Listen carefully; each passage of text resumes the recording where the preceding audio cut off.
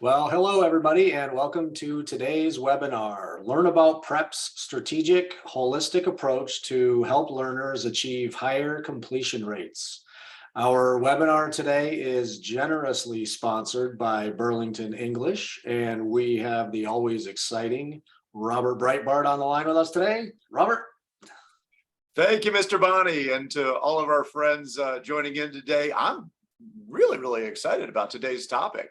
I think this is one of my favorite from all my years as an adult education teacher and local director. I think that this topic right here is again one of my favorites. And in general, I like to think about how can we help learners, every learner who walks through our door brand new, start immediately as possible, feel that they're on a path to even greater success. And particularly for my neck of the world in ESL, how quickly can we help our learners know that, hey, this is more than just a place to learn English, but you stick with us and we've got job training opportunities, got citizenship prep, got career guidance in general. And that's what I want to talk about just for a moment, is how Burlington English can help do these things. And really, like I say, the minute your ESL learners walk through the door brand new, get them future focused early. And with our Burlington core, we do that. So we get them right away thinking along with learning English, along with reading, writing, listening, and speaking and grammar. They really get contextualized learning of what's so important to them is not just getting a job, keeping a job, getting a better job, and going on to job training. So as you can see on the screen, this is from our Burlington Core, our core textbook, if you will, that all students use. So as a part-time hourly teacher or full-time teacher, I'm not scrambling all around to get different resources. I've got everything all in one place. And speaking of 90% of the teachers out there in adult education, part-time hourly or adjunct, we want to help them. So I know when I was teaching, I was a pretty good ESL teacher, but I wasn't a trained career counselor. So with Burlington English, we provide teachers, regardless of how long they've been doing it in their exact experience, we provide them with the content, the prompts to help learners understand that, we're really for them for their entire journey. So we introduce the concepts of career pathway and career laddering and career counseling. I want to get students into future IET, job training. I want to get them into post-secondary, and I want them to start making good decisions on exactly what they want to be trained in, once again, as early as possible. So for those of you familiar with things like Department of Labor, ONET, and other things you might even hear about in today's webinar, we've got ESL specific versions of that in Burlington English. So again, our learners can make really good decisions about what their future lies. And again, much more than just to learn English. And as we know, setting goals, you put something down on paper, you're far more likely to carry it out. So goals motivate student persistence. And so every one of your ESL learners can start building their career pathway portfolio once again the minute they step in the door. We put this together at beginning, intermediate, and advanced levels. And as you can see on the screen, it really helps teachers have everything at their fingertips to let students know about what their future might be and introduce terms that might obviously not have in their home country, such as adult basic education and high school equivalency. We've got it all there, getting certificates and apprenticeships. And again, this is all something that they're going to create a digital portfolio that's going to follow them through their entire time with you. And again, so that they can walk into a job training program and also walk into a career counseling session and not walk into it cold, and they're prepared. Well, here's our real secret for our success in Burlington English, and that's the people. So please, we'd love to share more with you. So please visit us at www.burlingtonenglish.com/contact. And with that, I'll turn it over to our friends from the Dakotas and to Mr. Bonnie. Have a great webinar. Robert, thank you so much. We're grateful for your partnership and friendship. So thank you. Our presenters today, Erin Morlock is the program specialist for South Dakota Department of Labor and Regulations, DLR, youth program, and Stephenie Rittberger is adult education coordinator for the Career Learning Center of the Black Hills. You can welcome them by saying hello in the chat box. I think I see a bunch of people entering their names and where they're calling in from already. If you have questions during their presentation, you can submit those in the Q&A box, and I think Stephenie's going to try to stay up on those.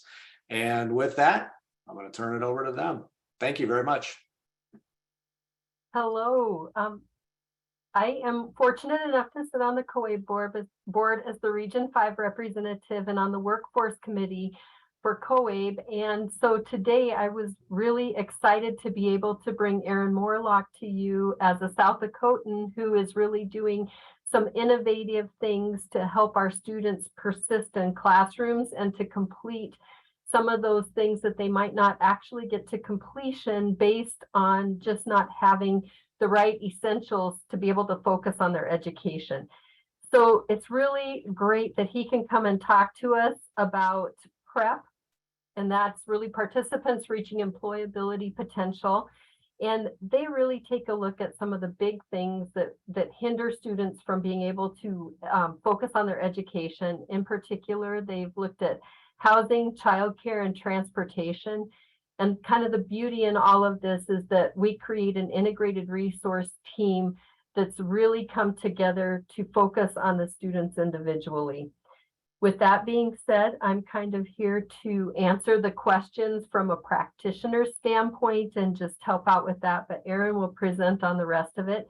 And I did want to make mention too that I think it's a beautiful thing because sometimes when we can't focus on some of those big things, the childcare, the housing, they're able to pitch in and help out with some of the other things like eyeglasses or maybe minor car repairs like a fuel pump or something that will keep those students in our seats and help them to be able to focus. With that, Aaron. Good afternoon, everyone. Thank you so much for having me here today. It's a real honor to be able to address this group. As they said, my name is Aaron Morlock. I'm the Youth Labor Program Specialist for the South Dakota Department of Labor and Regulation.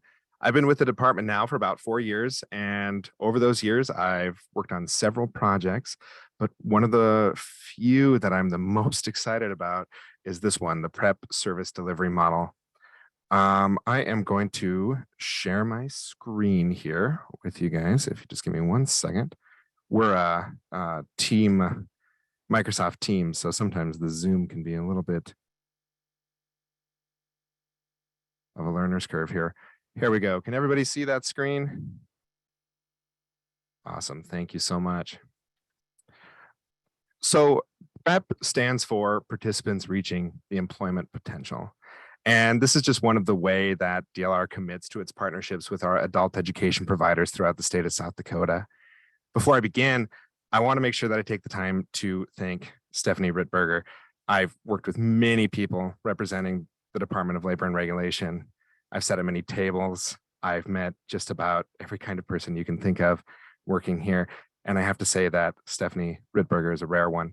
There are few people. We can't see the screen. Oh, you can or can't. Cannot. Okay, well that is green share screen. You got to hit the actual share button. That's very helpful. I think this that works a little bit better, folks. Thank you. All right, again, back with Stephenie Rittberger. She's a rare one.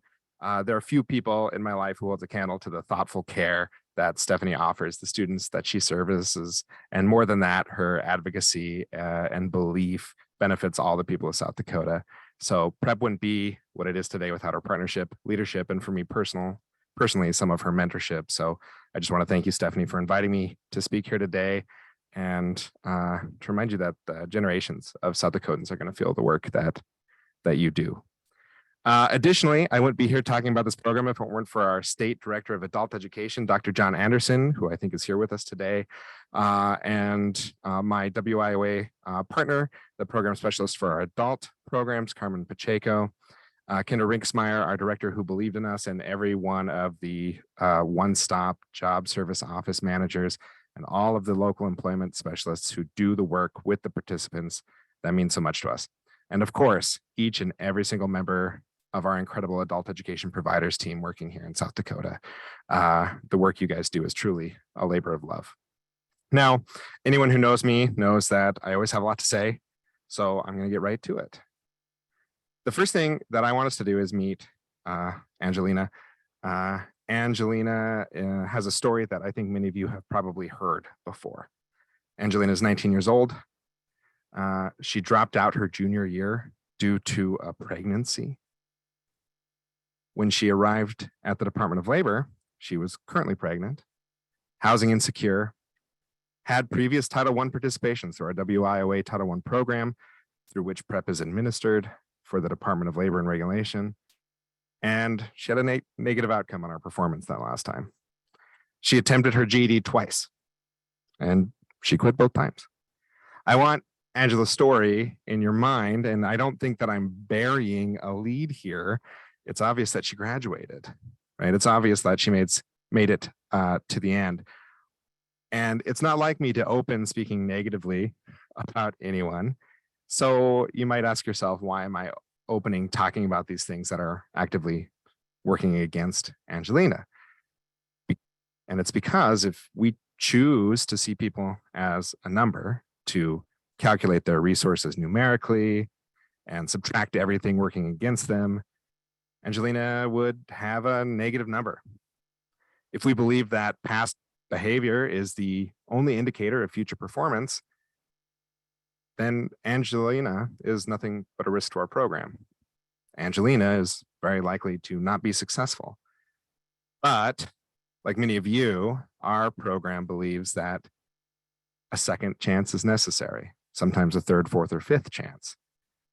We believe in hope, and we believe that people change. We believe that people can choose to dig deep, and we believe that this is especially true when they have the right supports that they need, that people are more likely to change, more likely to do the hard things when they have a cheering session, when they have a team working to help them overcome whatever barriers they face. People do better when they know they're not alone. I mean, isn't this true for you? So it's not unique for a state's Department of Labor and Regulation to work closely with adult education providers. The South Dakota Department of Labor has worked closely with the adult education providers in our state for years before PrEP came along. From an outsider's perspective, our relationship often looked like this. An individual receives tutelage from an adult education provider. A participant earns their GED. They receive a referral to the Department of Labor and Regulation for job placement. And we help them find a job. And then we can all celebrate. And that's what our relationship looked like at its best. And honestly, that's not too bad of an arrangement. When it works, it works. Who can argue with that? The participant earns a GED through hard work and dedication, and certainly great personal sacrifice. Then they find a job that pays the bills and everything works out. And okay, that's fine. Unfortunately, at its worst, it looks a little bit like this. The participant receives tutelage from an adult education provider. While engaged in GED coursework, the participant is referred to DLR or finds DLR independently. DLR does an amazing job finding them a job really quickly. The job that pays the bills, or at least most of them, and the participant experiences a level of sustainability and begins taking on more and more working hours. And as time passes, the participant has less time to participate in their studies and ultimately drops out for this entry-level job. And work is hard. We all know that. Everyone has limited capacity. We all know that too. We know that a job is at its best a great way to make ends meet. And some of us know that feeling of not being able to make ends meet. And if we have to choose, most of us are going to choose to make ends meet. And this can be cause for celebration, but it can also be cause not to celebrate. So we can talk about capacity. Everybody has a limit, right? The job, when prioritized over everything, wears away your concentration, reduces your capacity, especially when you are still struggling to make ends meet despite working. This might be the most unpopular thing to say in a meeting full of adult educators, but I have a lot of compassion and understanding for individuals who drop out, individuals who feel that real urgency to focus on the existential, on staying alive. They don't tend to have much capacity for anything else. And on the screen here are a few popular capacity thieves, if you will. Please note, these are only a few. There are hundreds. How is math supposed to be important when you don't know how you're going to pay rent? How can I focus on reading assignments if I know that tomorrow my electricity is going to be turned off? How am I supposed to care about social studies when I just pulled my third double shift in a row? How am I supposed to go to class when my house is on fire? Meeting the immediately financial needs, paying rent, keeping the lights on, keeping food on the table, paying for your kids' braces, their new soccer shoes, putting gas in the tank.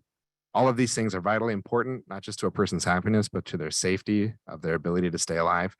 And sometimes it is more important than anything that you're being taught in school.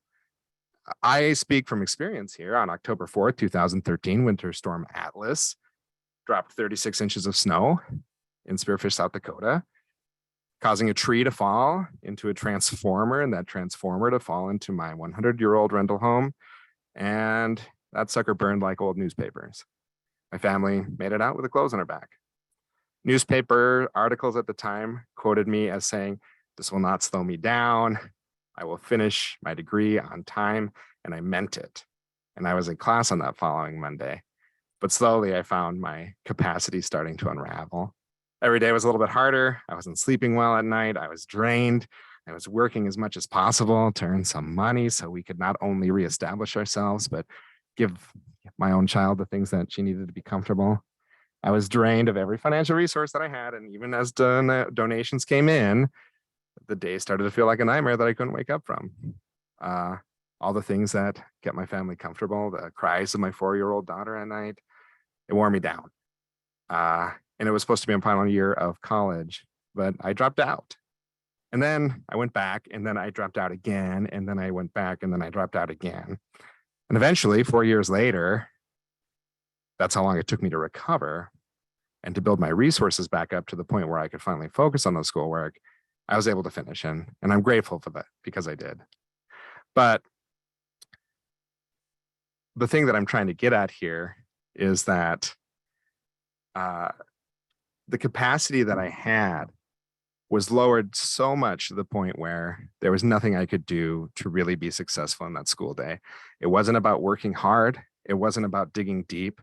It was about the fact that I was unraveled, that my life was unraveled. And at the end of the day, how motivated was I to working hard on earning my credential? The last one that you'll see here in my capacity thieves is the unknowable complexity of someone's life. It's a matter of fact that no matter how close we are with the people we serve, no matter how much they disclose to us, we're never going to know every situation that they're in, every element that wears away at somebody's capacity. Even if we do have an excellent grip on these individuals, their lives change every day. And there's a lot of ways that your house can catch fire, and most of them are a lot less sympathetic than your house actually catching fire. Angelina might have described her pregnancy, her junior year, as a house catching fire. But what else could it be? A divorce, an illness, the death of a loved one, a move, a layoff. They aren't so different. To the receiver, they feel and look the same. So a person's capacity is greatly influenced by their environment. At DLR, we strive more and more and more to take the holistic approach to serving our participants. And you can't serve a participant holistically unless you know what they have in their plus column and what they have in their minus column. And as best as we try to document a person's aptitude, dreams, goals, the support they have in their lives, the resources they have available to them, their history, their working history, education history, and personal history, their self-image, the barriers they have, the needs they have, the weaknesses they have in the lifestyle that they want to live and the lifestyle they currently live. We can never fully know everything. But having a basic understanding of these things helps our specialists create a plan that aims to be more proactive than reactive. And the Department of Labor has a lot to offer our participants.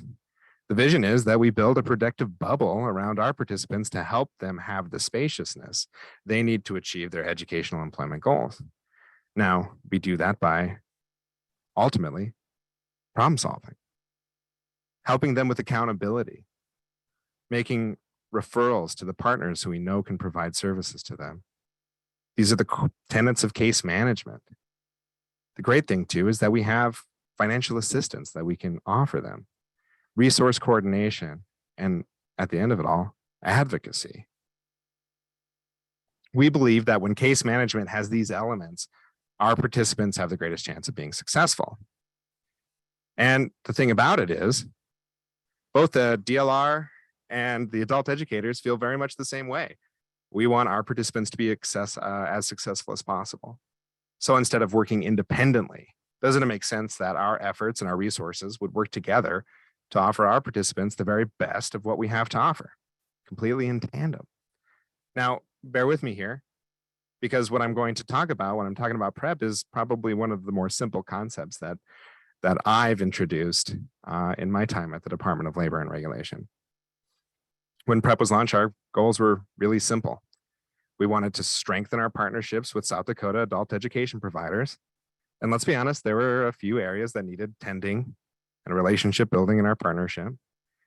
We needed to increase our communication, our understanding of what each other did and what sort of services and resources were available, the work that we were doing from day to day, what it looked like when we were serving our participants, and then moving that into the field of coordination. How do we do it together as opposed to do it independently? Now, it's easy to work in silos, but certainly it is not easier to work in silos, and it's not what is best for our shared participants. We wanted to synchronize those case management approaches, make sure that we are backing each other up, standing behind the expectations each other has for our participants, and have that same goal in mind, ultimately to earn that GED and find employment that's meaningful to the individual, or for them to move on to greater opportunity down the road through more education. So knowing what the other party was providing is paramount. We developed the concept of the joint and the coordinated employment and education plans. So using these coordinated employment education plans, we laid out what the expectations each of our organizations had for this individual. This includes how many hours they are spending in the classroom, when their testing schedules are going to be. On the other side, they had the expectations that we had at the Department of Labor. Are they going to complete a resume? Are they going to start working part-time? Are they going to start working more than part-time? What their needs are, what goals they have for employment. And when we mix those things together, what we were able to do is add benefit to the employment part and the education part. And we'll talk a little bit more about that. We wanted to increase all of our participants' monthly participation hours, and we wanted to increase ultimately the credential obtainment rate for our participants. Again, this goes back to our model of sustainability through case management. We know that both of our parties are doing just this work, all of it actually. And rather than duplicating those efforts, what we wanted to do was make sure that when we are creating our plans and enforcing those plans, that we were creating them in tandem together as opposed as two separate plans that we have for those individuals. So we talked about capacity, and there's been times where this program has been accused of maybe buying credentials, but what I would like to have us look at it through is the frame of buying a little extra capacity for our participants so they can be more focused on their goals ahead of them. So we believe that there is success through this economic sustainability. We at the Department of Labor and Regulation have financial support services and incentives available to our participants.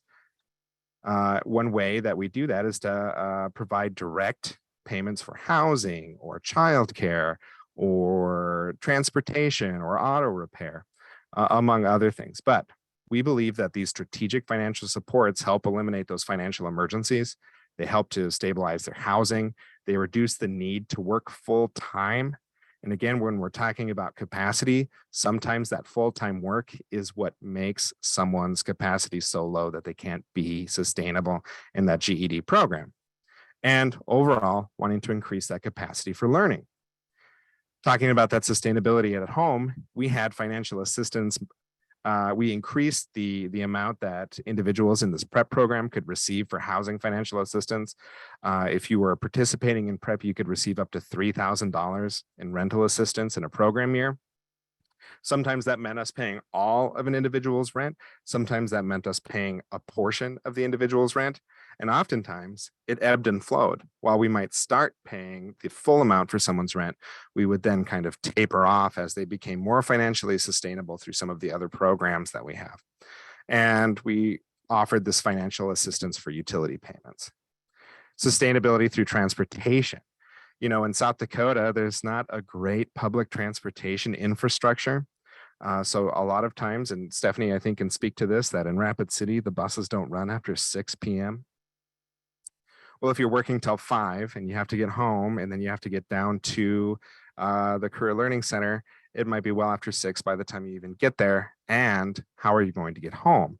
So we did have some financial assistance for car repair, auto insurance. We did provide public transportation cost assistance, fuel assistance, and at times we were even paying for cabs to get people to and from.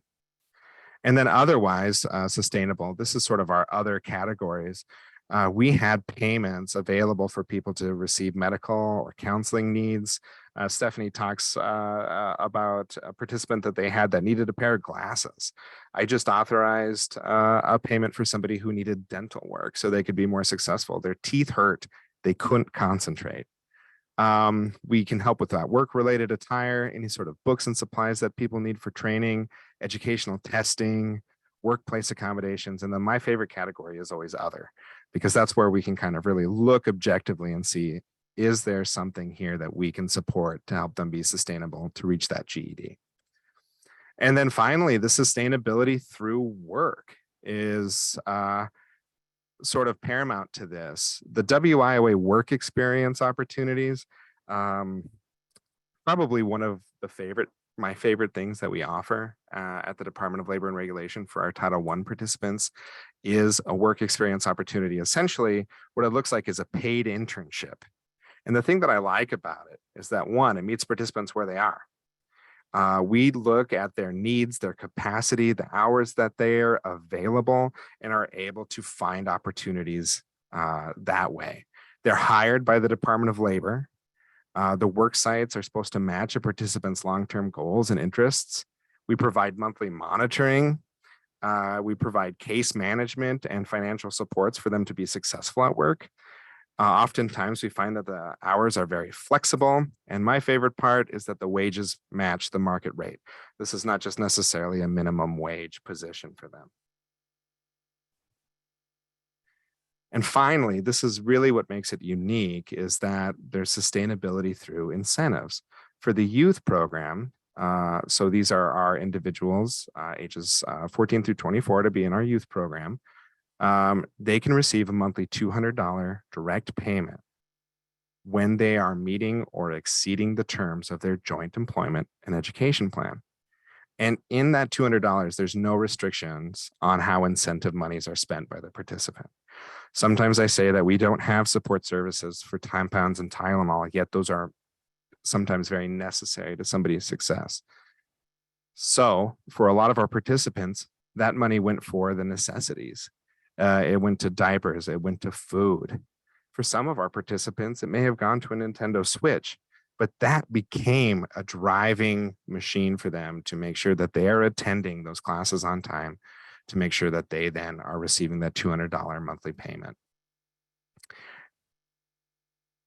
So the PrEP model, here's how it works. The local offices all across the state of South Dakota work in conjunction with their adult education partners to develop an employment and education plan, both. This employment and education plan often lays out, like I said earlier, the expectations that the AEL or adult education provider has for that individual as they are going through their coursework to earn their GED. The participation puts in the effort to make to meet all of the items on this employment and education plan. We verify that through the monthly monitoring process. I'll show you what that form looks like. It's pretty simple. And then if they meet all of the expectations here, they earn an incentive. They receive the other financial supports. The number one financial support that we spent out for our prep participants was housing. And then at the end of it, we take a look at that employment and education plan again and see if anything needs to change. Now you'll notice that here I have this blue reevaluate arrow.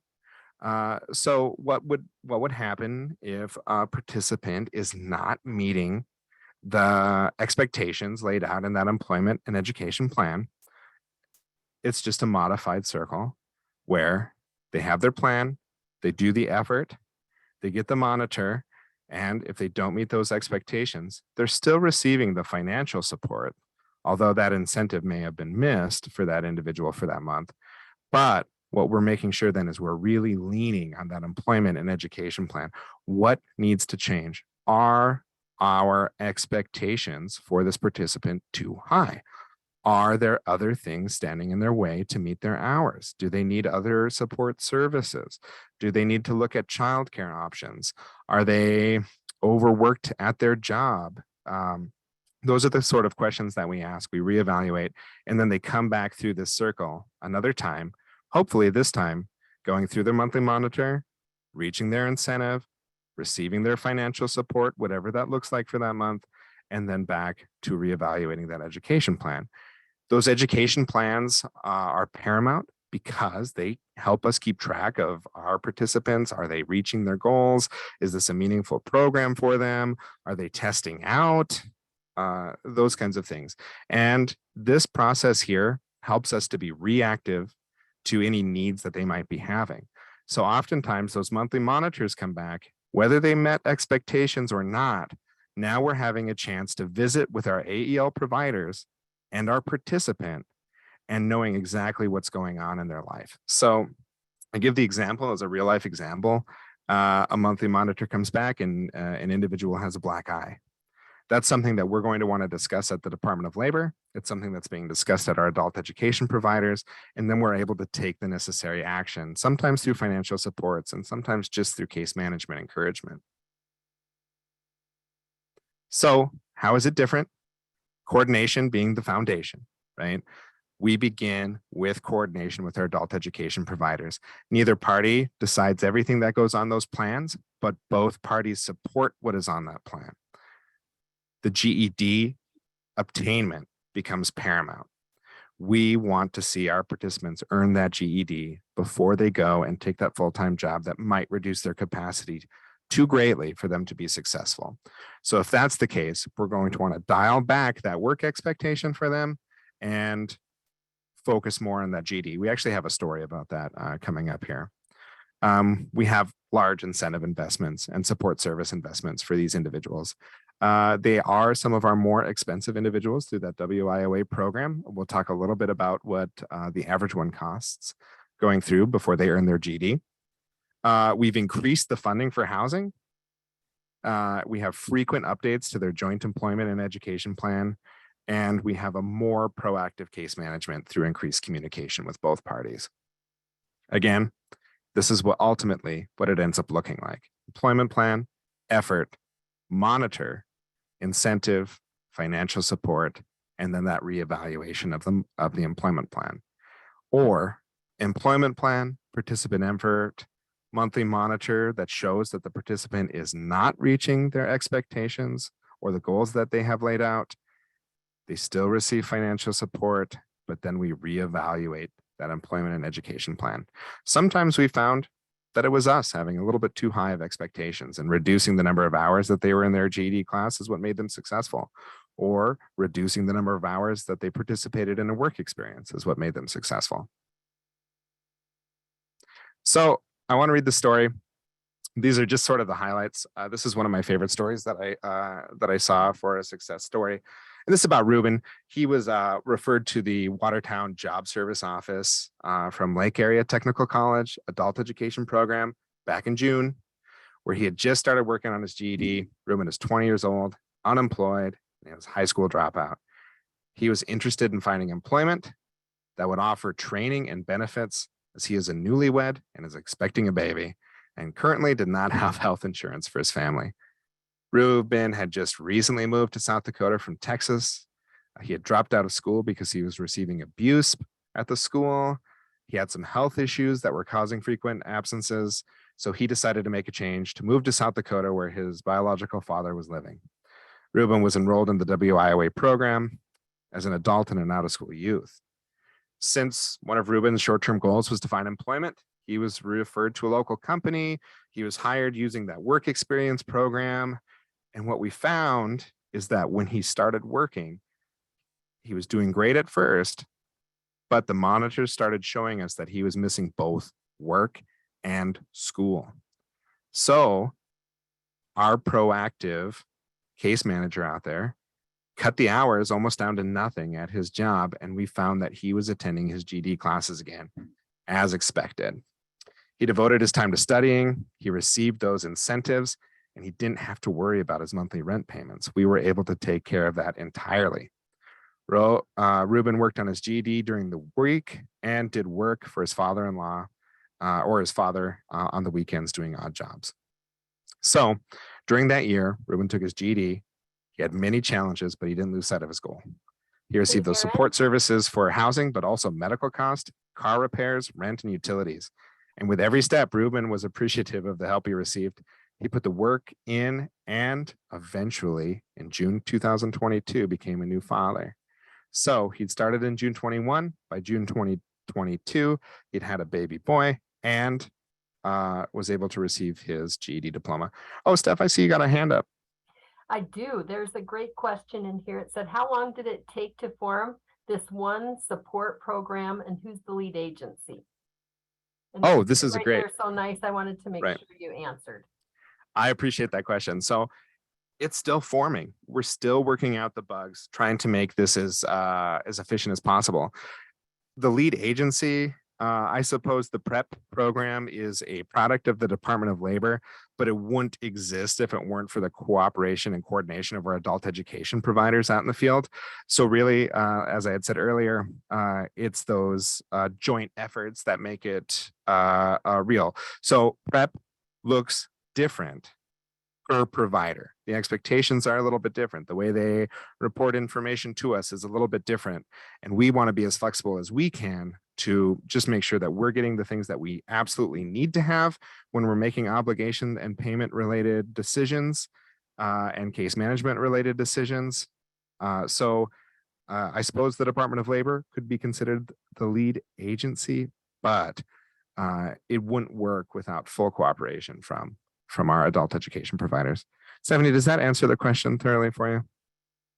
I think you answered it perfectly. Thank you. So anyway, so by June of 2022, he started in June 2021. By June of 2022, Ruben had not only earned his GED, but he'd had his new baby.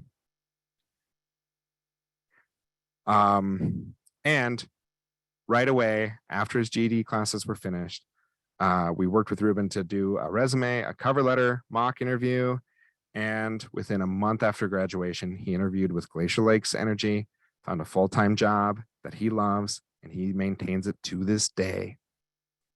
It has the benefits and the pay that he needs to put his family in a housing that they can be proud of, and offers insurance and benefits so his family can be healthy. And then let's get back to Angela. I know we didn't bury the lead here on Angela, but Angela was maybe one of our, well, definitely one of our first PrEP participants, but probably one of our most expensive PrEP participants as well. She utilized that PrEP financial support for housing, childcare, auto repair, and auto insurance through the course of getting that GED. And she graduated with her GED. She started working full-time at Yankton Medical Clinic and started training to become a skilled lab technician and phlebotomist. And by the way, she had that very healthy baby boy who's quite something. So these are Some of the human stories, there's hundreds of them right now of people we're helping through this prep program. As a matter of fact, let's take a look. We've served 156 people with the program. And as you can see, they're scattered across the state of South Dakota.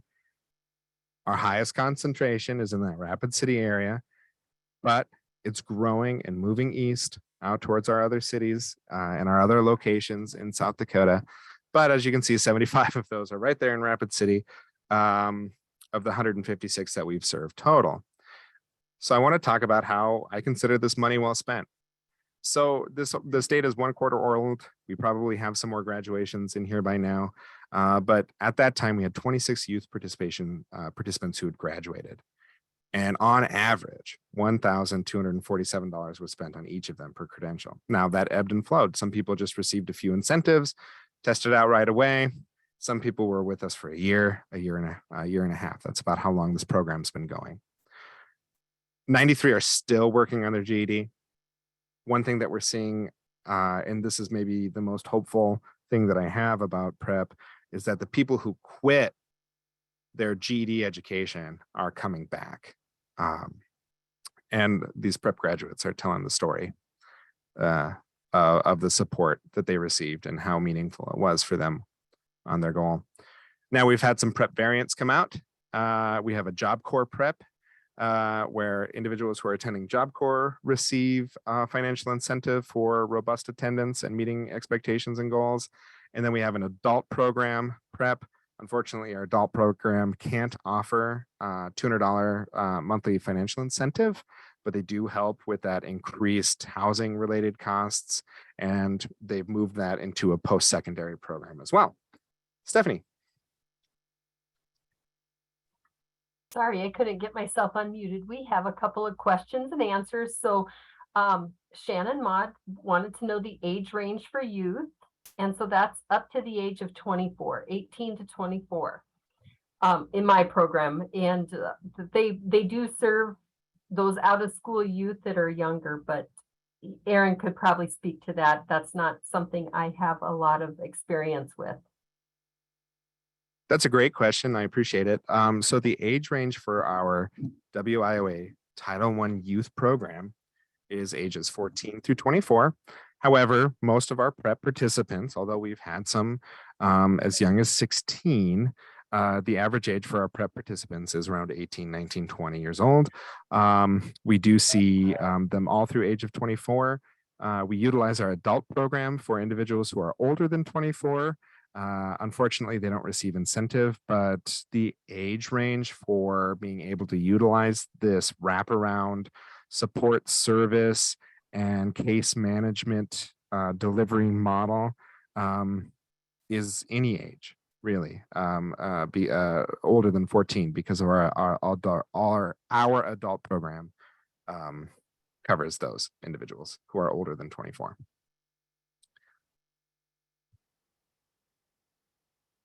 So on my screen, are you guys able to see the policies that I have here?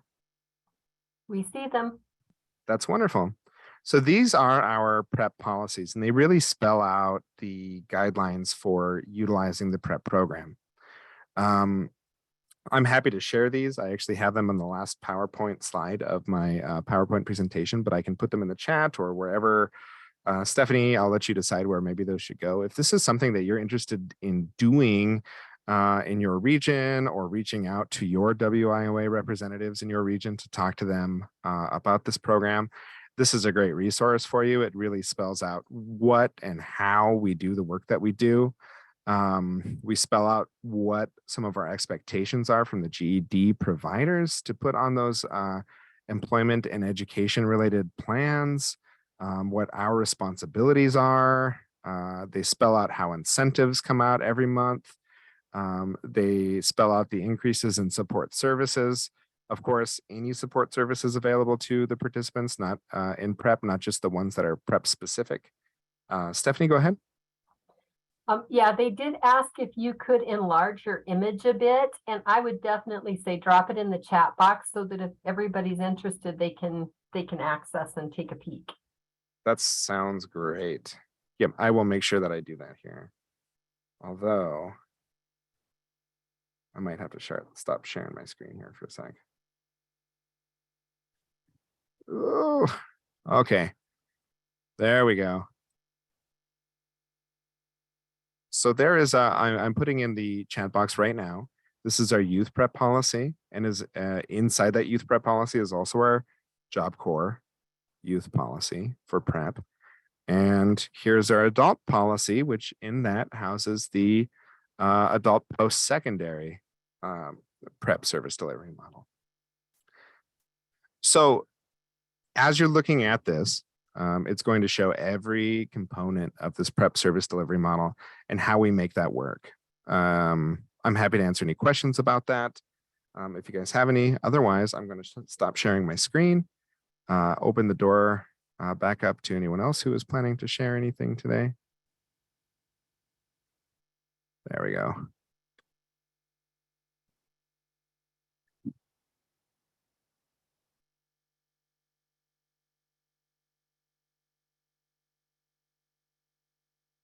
All right, I'm going to take a look at some of our Melcaps. I can see your Sasquatch poster. I appreciate that. It's actually a music festival I used to attend quite a bit.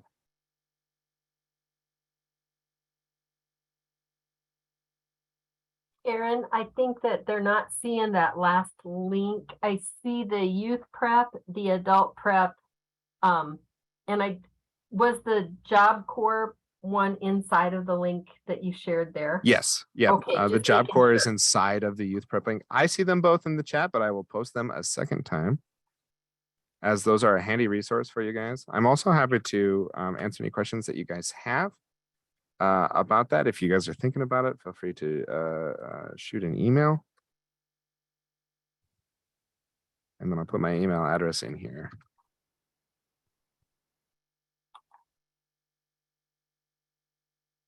I still see that people are saying that they don't see any links. Stephanie, do you see the links that I put in the chat box? I do see the links. I'm wondering if there would be a better way to share, but we'll take a look at that and I'll see if we can share them a little differently. From my and then I see, yeah. There. Okay. And John shared a link to the adult prep program and the youth prep program, so people are able to see that. Not sure what more I can do to get those links in there, but if there's a follow-up email that comes out, maybe Stephenie, you could include those in there. We try to get those in there. I wanted to point out that in the question and answer box we had, it's more of a comment, but there is also a question attached. So sure. As a room of adult educators, what could we do to break the ice with the Title I provider to explore the joint planning and programming? Is this possible locally, or should it be explored at the state level? That's a really good question. Now, each state runs their WIOA program a little bit differently. The WIOA program is made for there to be certain state discretion on how they run their programs. So I can't speak to every program out there, but I think bringing up the idea of utilizing that shared resource of a joint employment and education plan, that might be a good start. That's a language that a lot of WIOA people speak, is that employment plan language. And one thing I can say with near confidence is that WIOA providers across the nation care deeply about their students' outcomes. So talking about the policy might be helpful. Showing that this model works in other states might be helpful. We here at the Department of Labor and Regulation are always happy to promote this to another state because we believe in it. We think it works. And just the way that we become a lot closer with our adult education providers. I know the names of every local lead for the adult education providers across the state.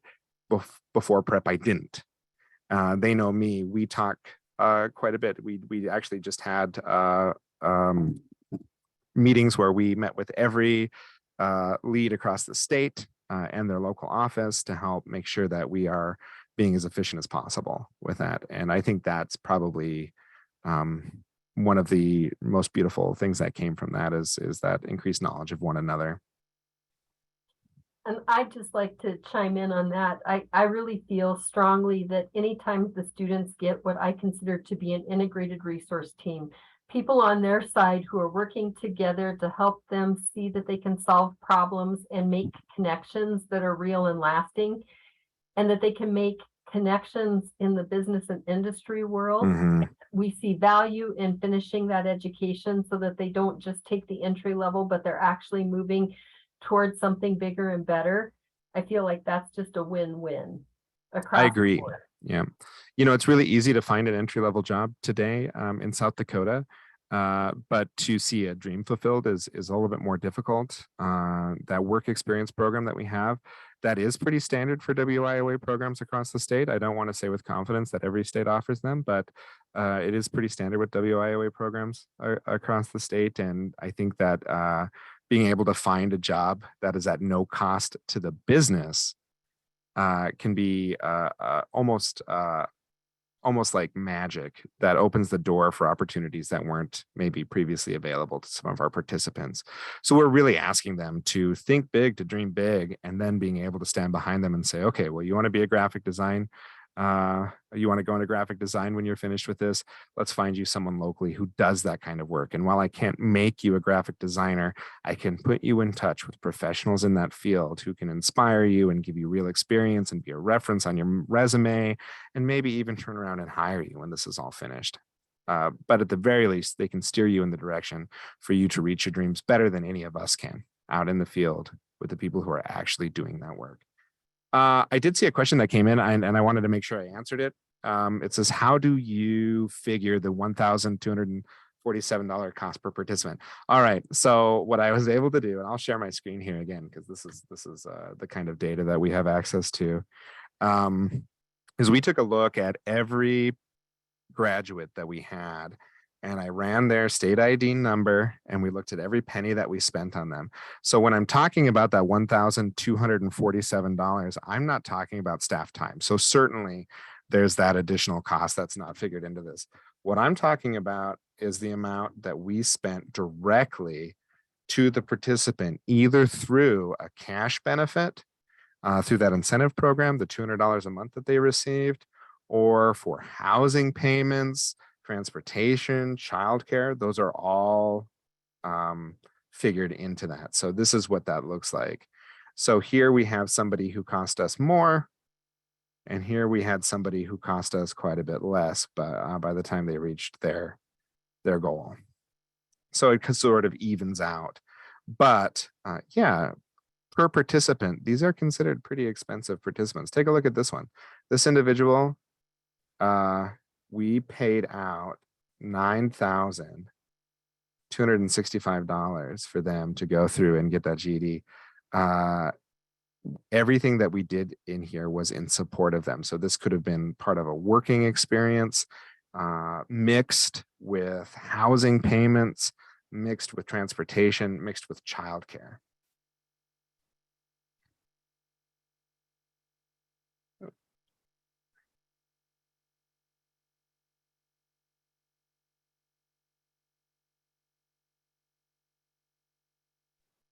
All right.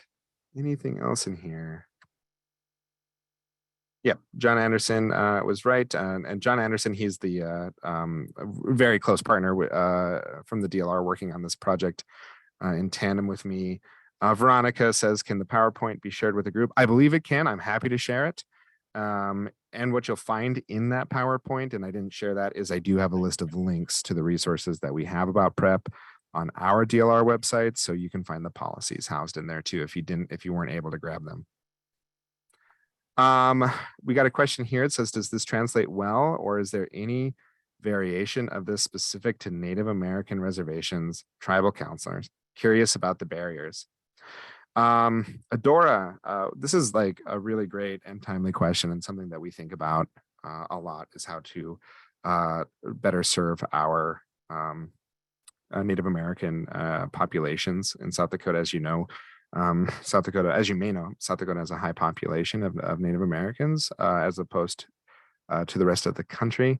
And the thing that I'm happiest to present is that for the first time, we have seen a 60% measurable skills gain and graduation credential obtainment rate for our Native American populations through the WIOA Title I Youth Program this year, which is just quite the accomplishment. And many of these were participating in our prep programs.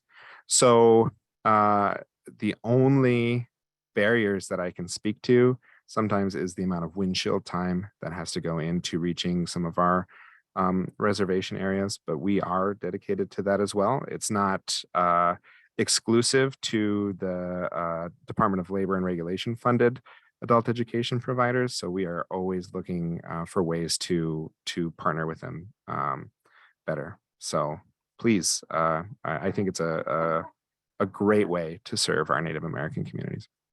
I would agree. And I just wanted to chime in that we have two more things I wanted to kind of squish in there. Sure. Michael had a question about language requirements. Could you discuss prep and ESL? And the other question was, who manages the funds?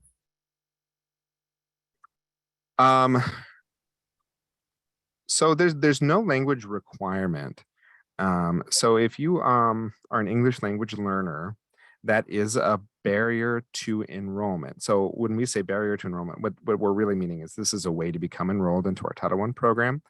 Right now, prep is exclusively for those seeking GED or in some cases, post-secondary education. But we are looking at ways in which we can provide that to English language learners as well. Right now, we don't have any programs that are exclusively aimed at that population, but there'd be nothing to prevent that in the future. So Oh, I think you're on mute, Stephenie. I wanted to jump back to the Native American piece as well. We currently serve over a third of our population. Our classrooms are Native American learners. And I was really excited because a majority of our Native American youth that are in our program are participating and using the program and excited about it. So it's worked very well for that population of individuals within my program. Thank you for sharing that, Stephenie. I couldn't have said it better myself. John Anderson points out that 25.8% of South Dakota's WIOA Title II adult education participants are Native Americans. So it does serve a high population there, which I think is fantastic. And I'm going to check that Q&A one more time. Yeah, and I'll just say if anybody has questions that they want me to answer personally, you can always email me. I'd be happy to try to share some information from the participating community-based organization standpoint. I really feel strongly that this is a great trauma-informed practice. This is the way to build support around the students, and it's really working well. So don't hesitate, but it's great collaboration, yes. I love Gloria Plummer's note here. The benefit to the student is a 1 + 1 = 3. I really like that. Thank you. And thanks for having me here today. Somebody wanted to know who manages the funds. That would be the South Dakota Department of Labor Regulations. Each of our local offices obligate and approve payments for funds. All right. Thank you. And make sure you answer the webinar poll that's up on the screen right now. Hosts and panelists don't get to vote, but everybody else should. Thank you for having me, everyone. Have a great day. Aaron, Stephenie, that was a wonderful presentation. Thank you so much. I want to thank Burlington again for sponsoring today's webinar, and I want to thank everybody who joined us today. I heard a question about the materials being posted on coabe.org. So yes, the presentation will be posted along with the replay of today's webinar. Usually takes about 24 hours before it's live on our website. So again, if you could just take a minute to fill out our poll question, it's just one question. And with that, thank you again to Stephenie and Aaron. And thank you for everybody for joining us today. And I hope everybody has a great rest of the week and a great day. Thank you very much. Bye-bye. Thank you, everyone.